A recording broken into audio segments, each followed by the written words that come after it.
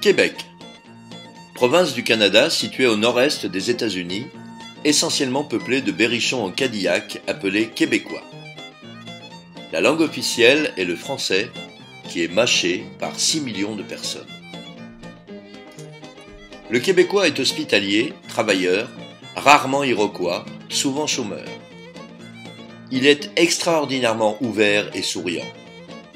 On a même vu des fonctionnaires québécois dire bonjour. L'hiver, sa tête émerge à peine de 2 mètres de neige. Il se bat contre la glace, à coups de pelle fracassants que sa stature bûcheronne autorise à merveille. Détruire la glace est l'unique souci hivernal du Québécois. Il la broie, la pile, la chauffe au chalumeau, la réduisant parfois en eau. Au beau jour, le merle francophone trie l'ala-outi.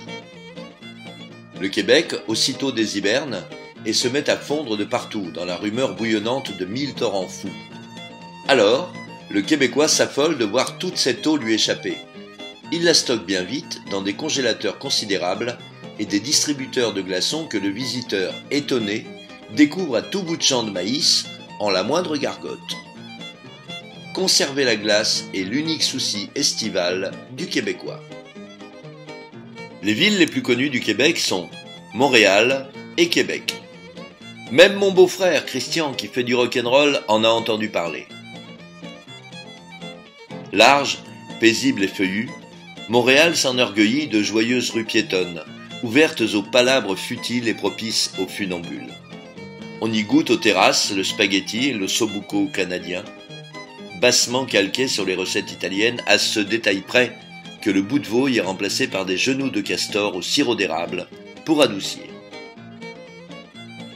La nuit, rue Sainte-Catherine, au club 281, 6 éphèbes oubliables, s'étire sans joie la zigounette sous le nez d'une clientèle féminine que ses ondulantes caoutchouteries exacerbent peu, car la femme, plus souvent, bande à cœur.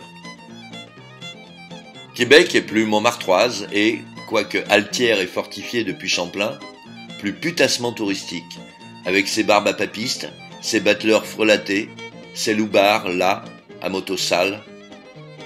L'autochtone, effrayé, avant de fuir l'outre fébrile, met sa cabane au cadenas